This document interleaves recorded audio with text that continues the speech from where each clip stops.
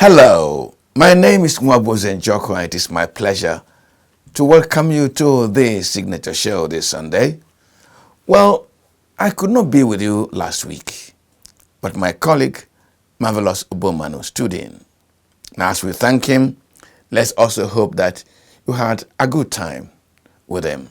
Now, in this edition of the program this Sunday, queues disappear from Abuja petrol stations after an unannounced pump price increase. Now, Abdullahi Adamu, chairman of APC, has this always been his political method and philosophy, or is he under pressure to create a winning APC party? Bandits demand 4.3 million naira to release remaining Abuja-Kaduna train passengers in their custody.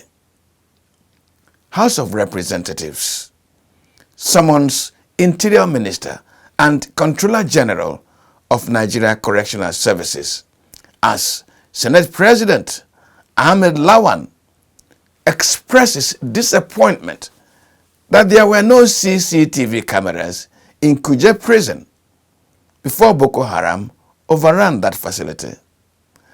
Corruption story returns. What has been the journey so far? And what do you expect in the next season? Plus, our thank you segment. We continue with our sweepers. You can see it's a basket of issues in the polity and fair to release your care. Just stay with us. When the issues matter and the need to know matters. The chief of staff of Nigeria couldn't go to his village because it was being occupied by Boko Haram. Politicians and political parties have massively used money to buy votes and to change the course of electoral direction. You will also remember the very APC itself set up a Rufai committee recommending restructuring doesn't mean anything. Go back to federalism. Or the fun and the fair to relieve everyday care. Life is a riddle, my son. The land bled when Uvoranwe was put in shackles. Heaven wept when Saruwiwa was laid to rest. Everything comes with the Judge Tufoni. Everything comes with who I am. The Signature Show, your show that matters, on AIT every Sunday at 2 p.m. Now, this is going to be a race against time, and so let's get quickly started. Now, motorists in Abuja, both in the city center and in the outskirts, got a pleasant surprise last week Thursday when almost all the filling stations in the city had petrol. Even the ones that were short all through the period of fuel scarcity. Now, by Friday morning, there were no more queues in the fuel stations, where Nigerians for months have had to sleep overnight to buy petrol. The government-controlled filling station, NNPC, had notched up the pump price of petrol to 175 naira per litre. And many other stations, of course, followed, moving up to 185 naira per litre. In other words, what had grounded our economy, caused fires because of poor storage, got a Lagos socialite into trouble for sharing petrol to guests, was not actually adulterated petrol, as we were told, but a shift in policy, a battle over policy. And Nigerians will forget this deception that instead of communicating and creating a healthy debate, our authorities decided to inflict near-death inconvenience on the citizens in order to justify a price increase. I hope that I'm wrong anyway. By the time you are watching this program, counting should be going on in the Osho governorship election, and the people will be looking forward to hearing the announcement of the outcome of that election. But before the election, the national chairman of All Progressive Congress, Senator Abdullahi Adamu, had virtually released the dogs of war on the people of Osho State. he charged APC to win the election anyhow and let the opposition complain or go to court. At the mega rally by APC, their presidential candidate Bola Ahmed Tinubu restated that position in different words. PDP and Labour Party could labor till they die, he said. If Tinubu can be excused for punning with words, how can Abdullahi Adamu's "the end justifies the means" mantra be explained? Well, it is the issue taken up in this special report by correspondent Nasir Usman.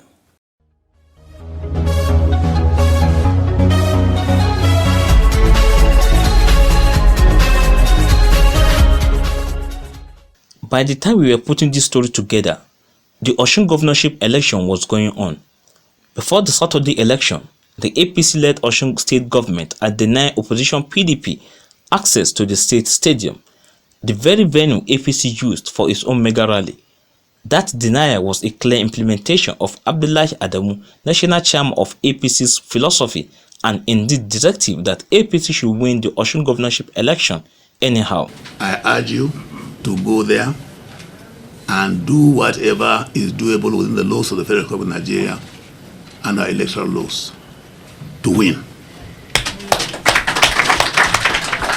My tolerance level and this National Working Committee's tolerance level for failure is really zero. I urge you, with due respect, some of you, not many are older than I am, most of you have been statesmen in your own right, offices you held before today. Whatever respect there is, you are deserving of such a respect.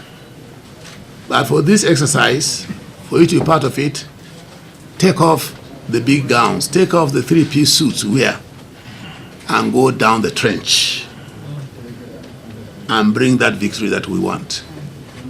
Nobody, I repeat, nobody should come back to us crying.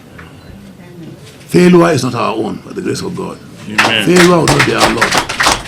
Whatever it takes within the laws, like I said, is the laws of the land, go for it. Win the election. Let them go crying. Let them go complain. Let them go to tribunal. Let them go wherever. But let's win the election. Many Nigerians are worried about Abdullahi Adamu's philosophy and political method towards acquiring power. President Muhammadu Buhari, who seems to be very comfortable with Abdullahi Adamu's political ways, imposed him as a consensus chairman of All Progressives Congress, APC. This was against objections by many APC governors who wanted a more liberal, more tolerant, and more progressive candidate. Abdullahi Adamu showed his political style a little feudalistic when he woke up one morning in the middle of campaign jostlings and horse trading on who would become APC presidential candidate and announced Senate President Ahmed Lawal as the consensus choice. Though he misfired, as both the President Muhammadu Buhari and the state governors openly distanced themselves from his one-man consensus, he had shown what political leadership he would bring. Imposition. That politics is a game of interest. Now, if the party national chairman of the APC has interest in Ahmed Lawan and has also shown solidarity, well, that was his position at that point. Now, and you can remember that about 12 northern governors came to disapprove this statement, and which I am sure even Mr. President, President Muhammad Buhari, you could see that he came out to say no, there's going to be primaries, and he expects all players to do their best. And eventually this brought about Asiwaju Tinubu as the presidential ticket flag bearer. Not done yet. Abdullahi Adamu again endorsed Senate ticket for the same Lawal and Godswill Akpabio, two candidates from APC who had failed in their bid to get the presidential ticket of their party.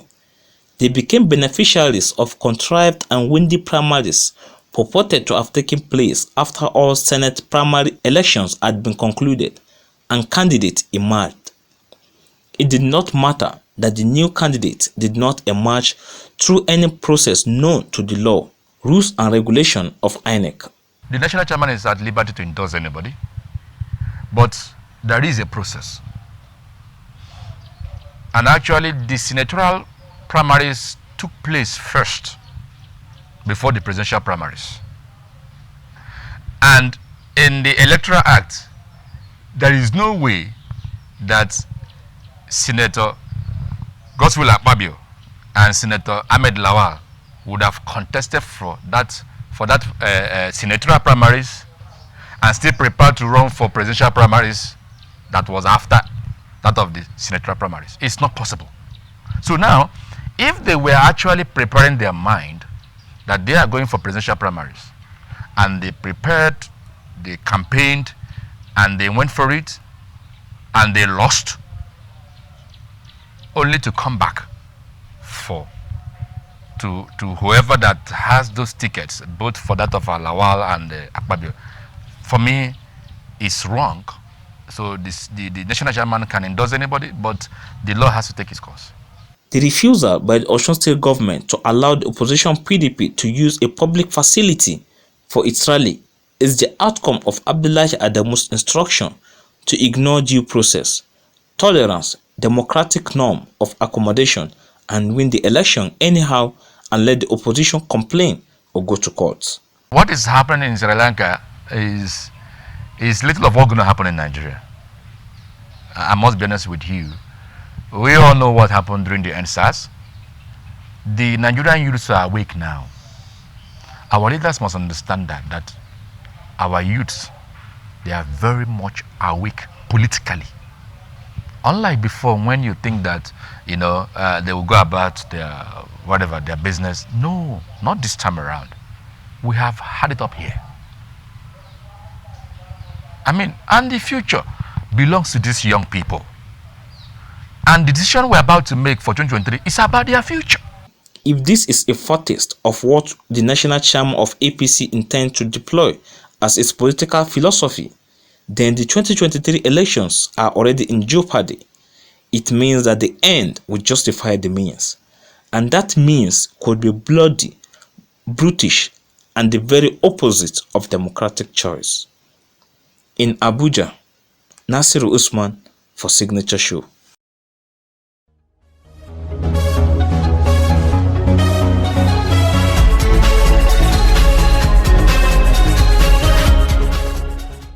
You are watching the Signature Show on AIT. We take a break now and we return shortly. Please stay with us. When the issues matter and the need to know matters.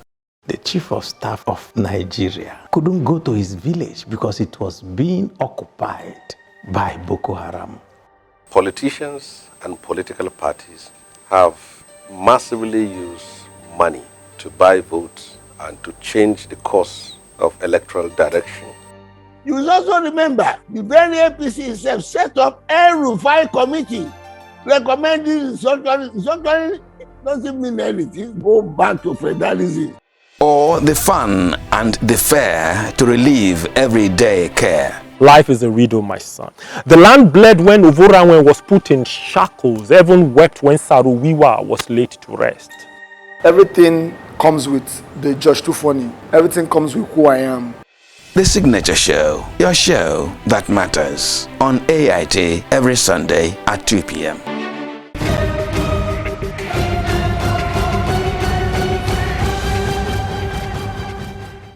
Now, two issues have arisen since Boko Haram elements sacked Kuje prison and released 64 of their captured and detained members.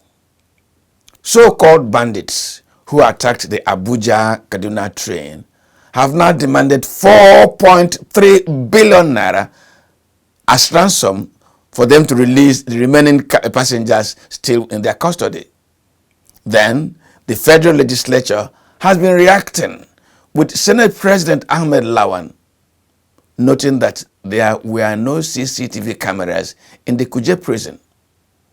And the House of Representatives has now summoned the Interior Minister and the Controller General of Nigeria's Correctional Services.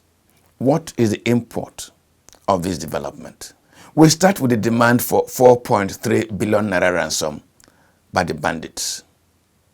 Correspondent Marvelous Obomano spoke with an expert. The terrorists we have, or the criminals that we have, they have already underrated the capability and capacity of the Nigerian military and Nigerian security agencies.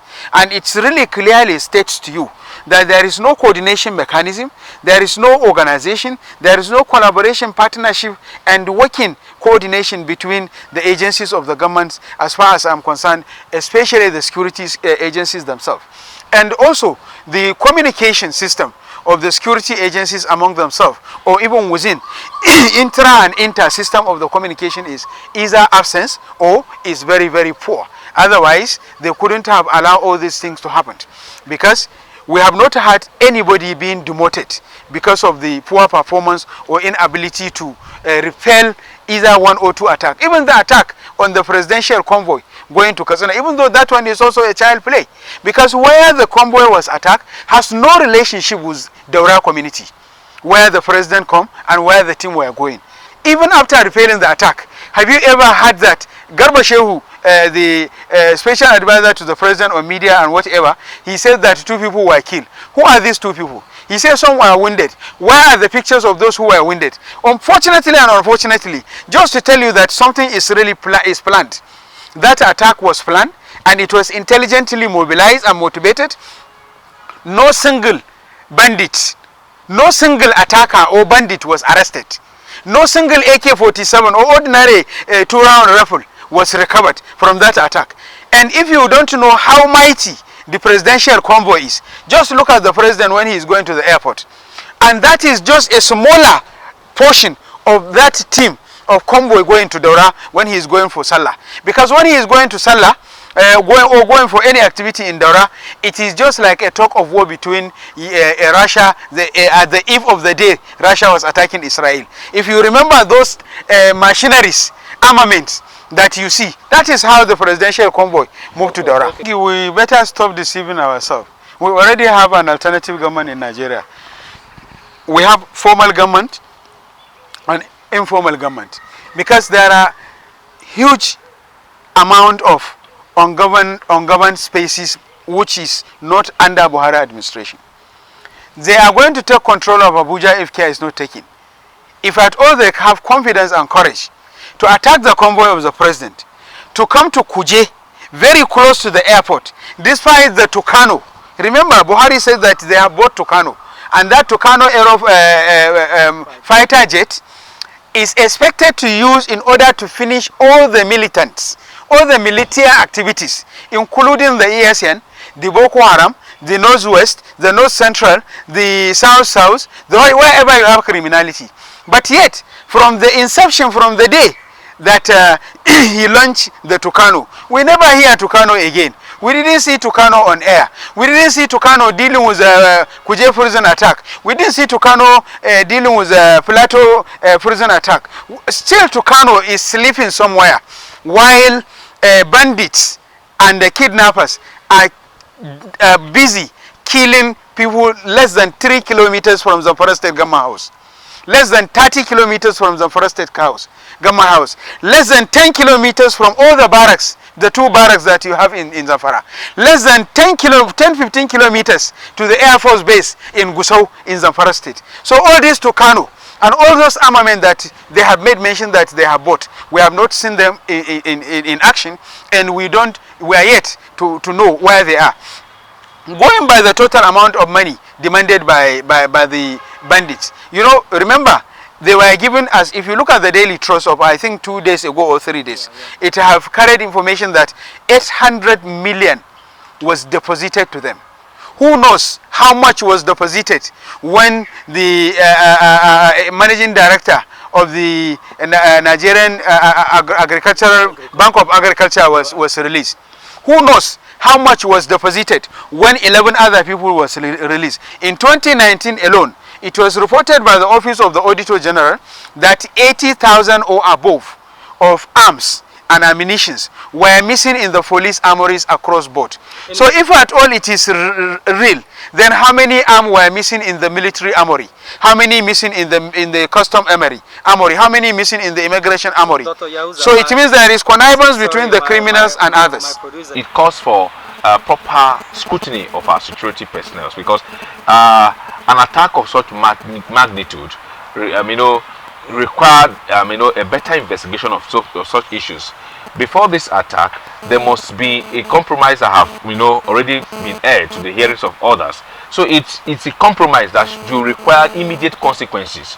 And then the personnel are not even being bothered, because what happened is just a case of hundreds among what have just a little of what has happened among the hundreds. We have seen that before now. When you arrest some criminals, they tell you how they are able to collaborate with some of the security personnel to succeed in these activities. These issues did not just happen. Even the natives there have information of how these things happened, and then they know those that are even compromised to an extent, because there were intelligence reports that things, and some people are in the forest that they should have responded to, but they never do that. Now, what is the position of the Minister of Defense? What is the position of the Minister of Interior? The Minister of Defense, if you see him, look at this person. What is the security he has provided for Nigerians, apart from telling Nigerians they're on top of the situation? They're going to do something. So the insecurity of those even in appointment in authority are even worse. Talk more of trying to secure security for Nigerians, over 200-something million populations. You want to secure security for them when you have not been able to provide security for yourself. What happened is a clear case that government is not being able to provide security for themselves as well, because these are government facilities that should be able to, that they should have been able to provide security for inmates, but their inability to even provide security for those things shows that government cannot even provide security for themselves. Every terrorist organization have a chain. I've always said that the leadership chain must be broken. Are you in me? They have the leadership cell. It is into cells. These are their cells. Reason they are demanding for huge amount of money is because the leadership cells is in need of this money. The tactical cells don't need anything for this. This money is just those in authority that have compromised to an extent to get themselves rich the more. Not because they want to procure anything. They have already procured the arms for them. They have already procured it. Money meant for arms that are supposed to fight terrorism have been diverted into personal funds, and this money in turn have been used in procurement of arms for these bad guys. So what they are getting now is not just for any election, it's not for any coup, it's not just to get any structure, it's to get the best they can get now and leave office. That's what they're doing.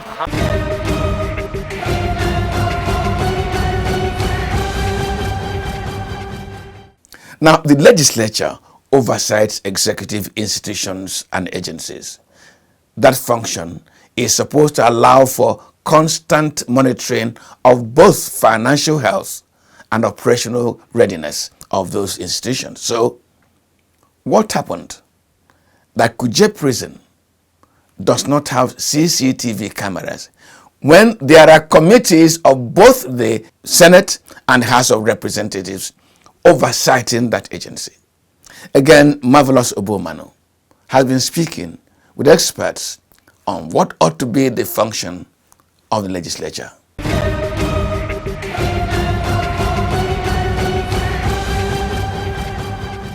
The legislature, like in every other climate, especially in a federal system like a presidential system like ours, the legislature make laws, they provide oversight, and they also represent the people. And particularly in this case is the lawmaking and that of the oversight. The lawmaking is critical here because recently they passed the law that changed the name from Pre-Nigerian Prison Service to Nigerian Correctional Service, and also other ancillary matters that are aimed at strengthening the Nigerian Correctional Services. Then in the oversight function, the lawmakers are expected, like you rightly noted, to provide some form of oversight over government agencies that have responsibility for managing our prisons, for managing criminals, and not just confining them, but also rehabilitating them. So the legislature have a role to ensure that they have the right funding, they have the right policy, because they also have a responsibility to what is the policy around prison reforms and all that, and what are the laws. So they have the responsibility to oversee, to ensure that government agencies comply with existing laws. They also utilize funds based on the way they are appropriated for. So they have a huge responsibility, and like I always tell them, they can never excuse themselves from any failure. If the government agencies perform well, the legislature take credit and share in the credit, and if they perform poorly, they also share in the failure. So the legislature cannot excuse themselves from whatever failure that exists. The current assembly has been existing since 2019, so they've been in power for like 3 years, and within the course of these 3 years, the Committee on Internal Affairs, specifically in the Senate, has the mandate, and the House has the mandate to oversee the management of our prisons and, like I said before, related issues. So it will be a misnomer for the Senate President to just realize that Kuje, not Gashua, not Lagos, not Kirikiri, but just Kuje, a stone throw from here, does not have, where high-profile prisoners are kept, does not have CCTV and is maybe feigning ignorance of it. I don't think that is right. If as a Senate President he has not had the opportunity of visiting, he has assigned that responsibility to committees with chairmen and members to make sure that that happens. So it does mean that either members of those committees and the leadership of those committees have derelicated on their duties, or they've made effort in the past without much success. But it will be really, really shocking for him to feign ignorance of it completely, to say Kuje prisons does not have CCTV camera in this age, in 2022. And that is why I said, what have they learned so far? And also, Kuje prison is a place where you have terrorists being held, very, very dangerous criminals who have, engaged in bombing and involved in mass killing. You have such people in that kind of location. You don't have CC. So we wonder, how have they been monitoring the prisoners' movements and all that? And from the videos I also saw, we saw that there are even trees inside the prison compound. If there are trees, it means that any prisoner can climb any of the trees or even hibernate without people being actually monitoring them. So it's really a big shocker. And I've also, like you rightly noted, as part of their oversight functions, members are expected to visit on the site visits. I expected that the Committee on Internal Affairs should have, learning from the previous jailbreaks within this period, will have visited all the prison facilities in Nigeria, at least the major prison facilities, to inspect the facility. For instance, when the one in Kotonkarif in Kogi State was broken, I think they visited. When they visited, we realized that even the house we were housing those criminals was made of mud. Prisons of pre-colonial era, those are the kind of builds, so it was easy for them to just break down the walls. Legislators, through their oversight, can do their oversight right through engagement with management of those agencies to ask the right questions, especially during budget defense sessions. They also have the responsibility to go on the site visits to look at facilities. The on the site visits are determined by two or more factors. One, there is a construction work going on, or there is a rehabilitation work going on with budgetary provisions. They want to go and visit to see if the work complies with the specifications of the job, if resources are being used adequately. So that will be based on project-based inspection. The second part of it will be fact-finding visits. Fact-finding visit will be that, okay, jailbreaks had occurred, or prisons are overpopulated.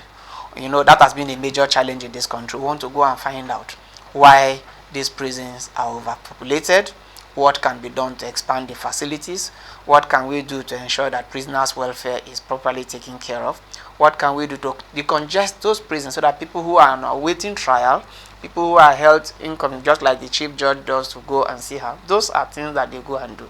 But most importantly, we have been inundated with cases of prison break by terrorist groups and other criminals across the country. So they go on fact finding to find out what are the measures put in place, what can we do to prevent such occurrence. So we expect that they should have gone around the country. And when they go there, what are they looking for? are the prison facilities adequate? If they are not, so this is now supply based. If they are not adequate and they have seen gaps, they need to come back and now make recommendations. For instance, if I have gone and seen that there is no CCTV, that is a big issue. When they come back, they're supposed to now invite the facility, the managers, the minister for interior, the controller of the prisons, and other related persons. Why are these prisons not having this kind of facilities? I wouldn't want to limit it to the APC government, but I'm just going to say that governments, like in our climate, especially in recent times, but it's more pronounced in the current administration. Because I remember during the Jonathan era, when the case of the former minister for aviation, Stella Odua, Nigerians rallied to say sack her and all that. It took a lot for the president to even respond to those agitations, right? I remember also the immigration recruitment saga when Abba Moro was, you understand, the minister for interior, where people, nothing happened to him. But in the current administration, it's even worse. We've had a lot of, so I think it boils down to accountability and leadership. Once you are given leadership or you are given a mandate in trust, we expect that you discharge that, and once you fail, you are supposed to be either disciplined or held accountable for your failure. The bulk rests on the commander-in-chief in this case. That is Mr. President. We've had too many instances. Jailbreaks had occurred severally. No single person has been held to account. Bombing, insecurity has increased. We have an NSA who has been on seats since 2015 till today. He's still on seats. No reprimand, nothing, no sack. He's still there, right? We have controllers of prisons who have been on seats when these events have occurred. Controllers of even the local prison. Nobody has been reprimanded. So once you don't hold people to account, it becomes like people become, laid back, and nobody is held accountable. And people will continue to knowing that there is no consequence for their action.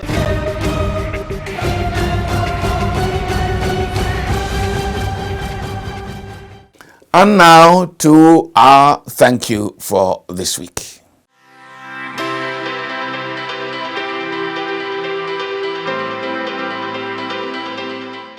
Innocent Uja Idibia, songwriter, musician, stage performer, and singer, is best known as Tu Baba. Two-Face Idibia, an artist of incredible depth of thought and creative social commentary. Two-Face changed the face of Nigerian pop music. He has an earned bragging right as the father of them all, forcing the African continent and the world to look towards Nigeria. In 2000, his single, African Queen, swept every other thing across the world out of reckoning. And for this achievement, we say thank you this Sunday to Tu Baba. Yeah, yeah, you are my African queen. Ooh, Lord, just like the sun, light up the earth, you light up my life. The only one I ever see with a smile so bright. And just yesterday, you came around my way. You changed my horse in way with your astonishing beauty. Oh, you couldn't make a brother sing. No ordinary thing, a supernatural being. And no, you are brighter than the moon, brighter than the star. I love you just the way you are. And you are my African queen, the girl of my dreams. You take me where I've never been, yeah. You make my heart go ding-a-ling-a-ling. Oh, you are my African queen, the girl of my dreams. And you remind me of a thing, and that is the African beauty. Yeah, yeah. Ooh, you are my African queen. Oh, Lord, ooh, Lord. Out of a million, you stand as one, they are standing one. I look into your eyes, girl, what I see is paradise. Hey, you captivated my soul. Now every day I want you more. I cannot deny this feeling I'm feeling inside.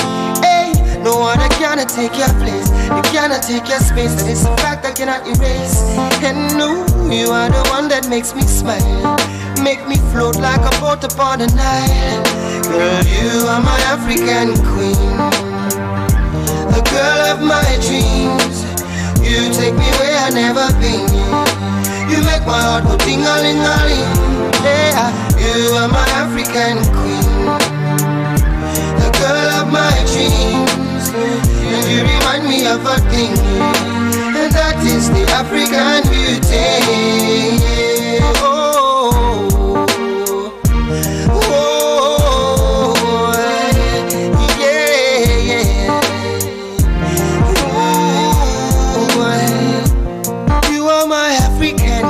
And I know, oh yes I know, you are my African queen. And I know, see I know what I am feeling in my heart and in my soul. Oh, I know that it's this love, and I know that this love was surely sent from up above. Cause you're the only one that I think of. You are my African queen, and I know that it means that you're the only one that I will serve. I'll give you my heart, my love, my body and my money. Every other thing you think of. In a man who could think of anything better than you, who could think of ever hurting you. Sacrifice my all, I'll give it all to you. You are my African queen, for real. You are my African queen, the girl of my dream, the girl of my dream. Where I never been. Oh, na na, yeah. Ding-a-ling-a-ling. Oh, lolly. You are my African queen. You are my African queen, the girl of my dream, my African. You remind me of a thing. Oh, that is the African. So black, so beautiful. I love you, I love you, I love you, I love you. Munyemo, I love you, I love you, I love you. Munyemo, I love you, I love you. Oh yeah, my African queen. I love you, I love you.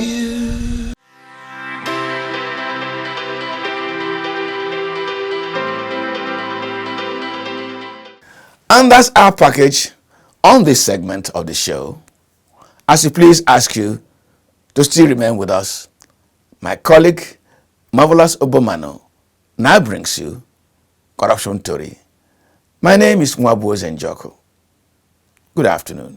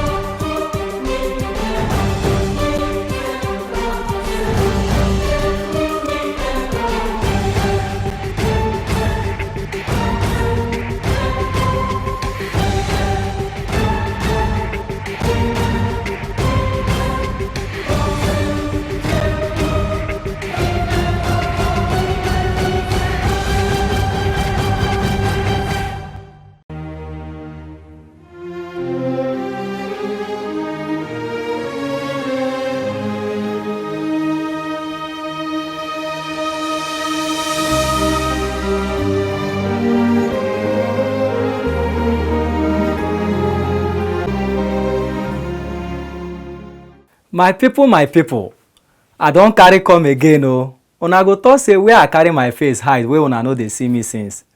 Anyway, I go small holiday sha, but your ogbonge program Corruption Tori don come back.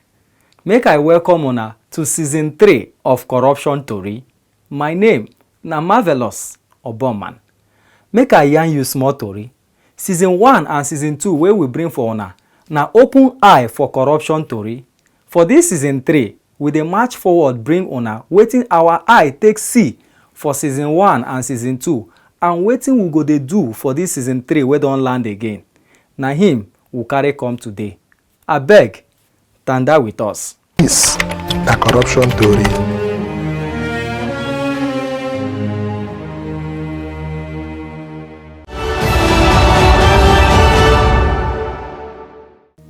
In the last 2 years, Signature Communications Limited, with support from MacArthur Foundation, has been committed to the fight against corruption. The vehicle for this war has been Corruption Tori, a pidgin English television program which is broadcast on the network service of Africa Independent Television, AIT. My people, another Sunday don't come again. Another afternoon don't reach. When we dey chook eye put for matter wey concern corruption for Nigeria. Na time for Corruption Tori, your ogbenge program for corruption matter. My name na Marvelous Oboma. Because the program is designed to take the anti-corruption message to the grassroots, it is translated into Hausa. Cin hanci da rashawa a yau za mu karkatar da hankalin masu sauraron mu akan abinda ya zamo za mu iya magance shi. Sunana Abubakar Sadiq Aliyu, ku kasance tare da ni domin mu kama wannan shiri a yanda ya kamata. Igbo. Akụkọ Okosin Ezeta bụ akụkọ nke anyị ga-ewetara gị taa ga-akọwara gị ihe ihere so n'itinye aka na mpụ na aghụghọ. Abụ m Onyinye Ude, onye akụkọ mpụ na aghụghọ. Sonyere anyị. Yoruba. Ohun tí a ó máa gbé yẹ̀wò lọ́sẹ̀ yìí ni wípé a ní àlejò kan pàtàkì tí ó máa bá wa ṣe ìyànnàná sí àwọn ohun tí a fẹ́ gbé yẹ̀wò lénìí. Àlejò náà ni ọ̀gá àgbà fún àjọ MacArthur ní Nàìjíríà tí a mọ̀ sí ọ̀gbẹ́ni Kọ́lé Shettima. Èmi tí mò ń bá yín sọ̀rọ̀, orúkọ tèmi náà yí padà o, Òkìkíọlá Kọ́sìn. Ẹ máa bá mi ká lọ. And broadcast on partner NTA stations across the country. Corruption, however, pops up in the most unexpected places and in quite uncommon style. In season 2 of Corruption Tori, which ended in December of 2021, we encountered such uncommon corruption in some unexpected places. Now, can you believe that with a fake affidavit, you can become a diplomat in Nigeria's Ministry of Foreign Affairs? Turn somebody's children into yours, and then go ahead to receive diplomatic allowances in a foreign mission. Winston Chuks Obikwelu na country person from Anambra State and na Esquire lawyer im be. Winston get wife Emmanuela Odinaka Obikwelu wey be Amadi before she marry. Dem join born 4 children, 2 boys, 2 girls. Emmanuela na staff of Ministry of Foreign Affairs. Winston Obikwelu come get one coded informate say im wife dey do mago-mago to make sure say dem post her comot for Nigeria for her job. E sharply carry im own biro, write letter give Ministry of Foreign Affairs, say their staff get criminal case for head o, dem ignore this in letter for ministry. Foreign Affairs no gree talk through. They come there because na so they do for that place. They no gree talk through. They come there cover one of their own. Tori come well when Winston wife Emmanuela show with another man say na her husband be that. The new man Emmanuela Iladion from Edo State wey dey sell engine oil for roadside come appear say im name na Winston Chuks Obikwelu. He carry the state and local government area from where the original Winston from come say na im be im own. Tori still tie old wrapper wear sunshade on top wowo face when the fake Winston wey im real name na Emmanuel Iladion and Emmanuela herself come show face say dem be the parents of the 4 children wey Emmanuela born for the original Winston for inside their marriage. Dem carry go Nigeria Immigration Service for Abuja, swear affidavit come safe. The Immigration Service come issue passport for the entire family with this fake husband. As dem collect passport, Emmanuela carry the 4 pikins travel go Caracas for Venezuela as staff of the Nigerian mission to that country under her job. This story carry handbag and food flask when issue come add say the original Winston get information say one of im pikins don die. But im wife travel comot with 4 children. But instead of the 2 boys and 2 girls wey dem been born, she carry 3 girls and 1 boy travel. E happen say the 4th pikin na actually the pikin of the roadside engine oil seller wey come act as fake Winston, come do passport with Emmanuela, come still travel go with them go the Caracas for Venezuela. For May 2020, Emmanuela Obikwelu go join Baba God for yonder, leave oga fake husband and children for that same Venezuela wey dem dey. The 3 pikins wey she born for the real Mr. Winston, dem return them back to Nigeria. Meanwhile, with the death of Emmanuel Iladion, aka fake Mr. Winston, return come Nigeria, land enter police hand where they wait for am for Iwe airport, sake of the identity thieving wey he do, plus including charges of human trafficking and other magomagorish things. We been start this investigation with correct question give we lawyer on top the matter of how to get affidavit for the correct legal way. We still be wan know how it dey be for the case of documents wey lost and wetin police get to do for the matter.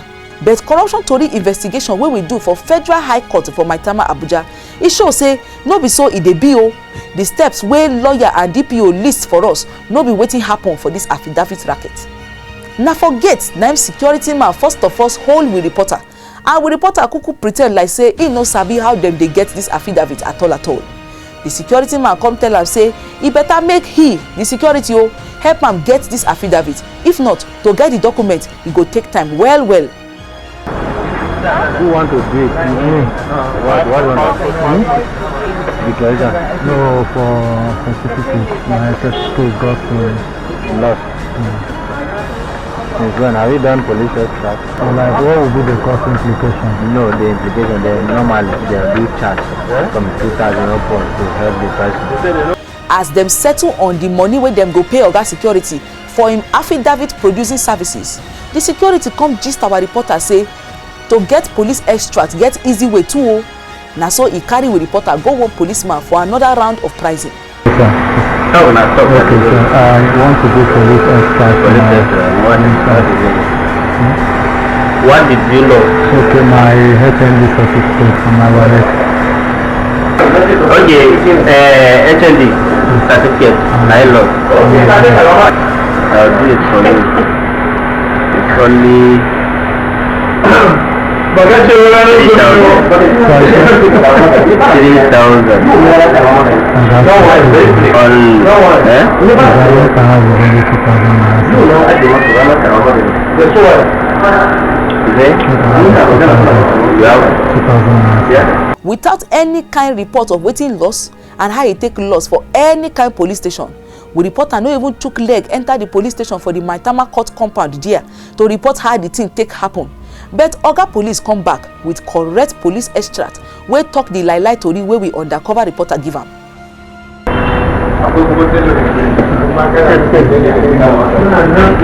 Thank you, sir. All right. How much did they talk? He said 2,000, I gave him 2,000. I did not tell you, I said wait. You go collect. That is their higher bet. Put them where back?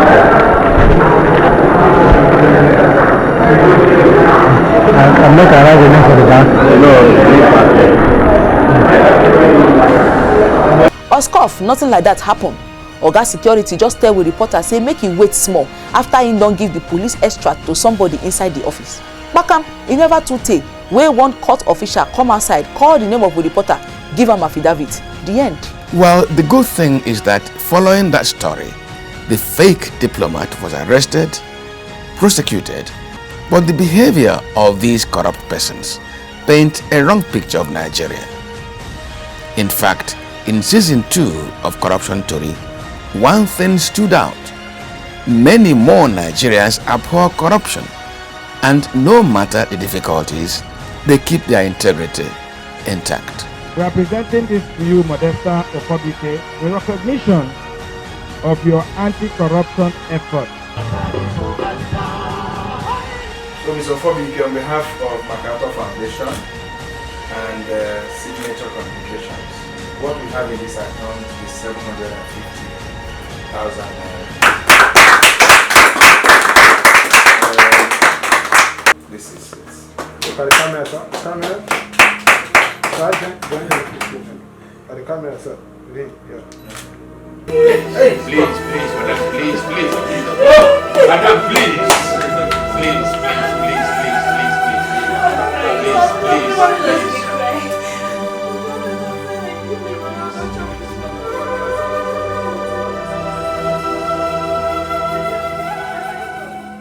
The Corruption Tori Distinguished Icon Award being presented to Lady Favor Nwora, the woman leader of Ebenebe town.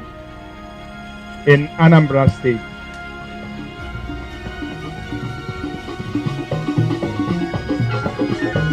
I thank God they thank the signature that they should keep on trying, that with this the corruption will end. In faraway Kaduna State.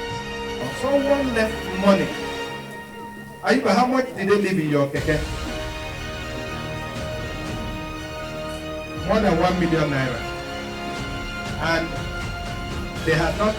for them, they have lost the money. Then Ayuba found them and returned that money, every cover of that money to them.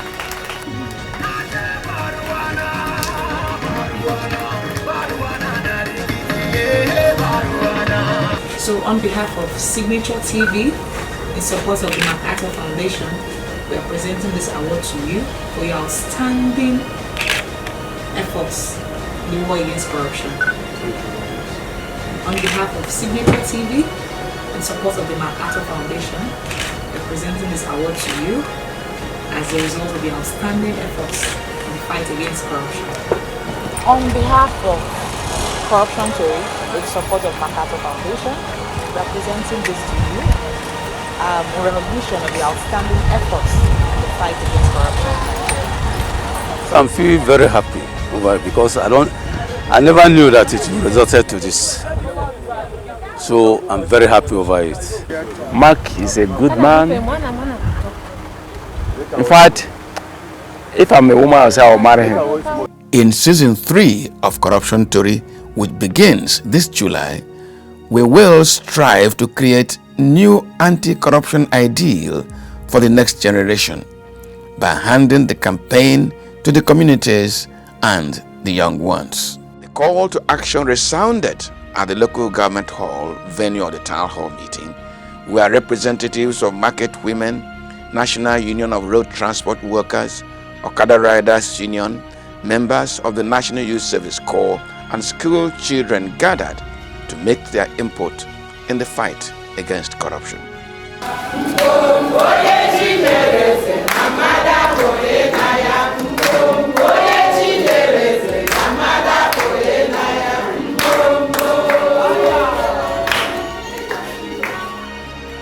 At the Adrachis Civic Hall, where Corruption Tory was holding the one-day town hall meeting, the traditional rulers from other communities in the land endorsed the event with their presence. There were also women, political, youth, and northern community representatives.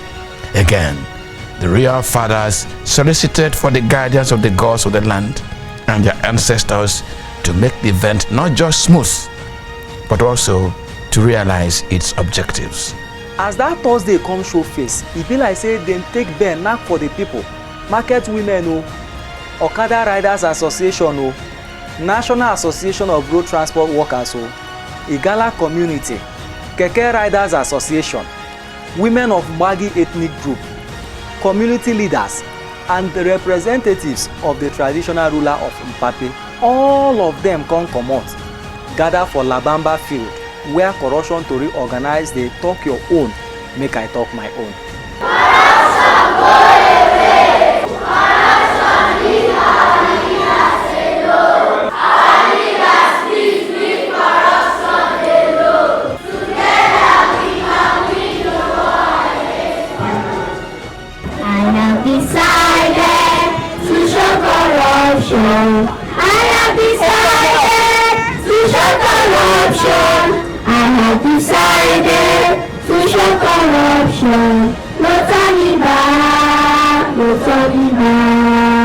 Are you a student? Avoid corruption. A civil servant? Avoid corruption. A politician? Avoid corruption. Advocacy is watching you. Signature TV is watching you. All we want to ask of you is this: carry the fight against corruption for head. Now you get them. Is a corruption theory.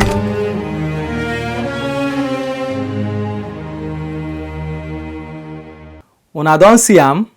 Hope say una don carry una eye see am korokoro wetin we do for season 1 and season 2. Abeg, kukuma carry seat sit down dey wait for me next Sunday.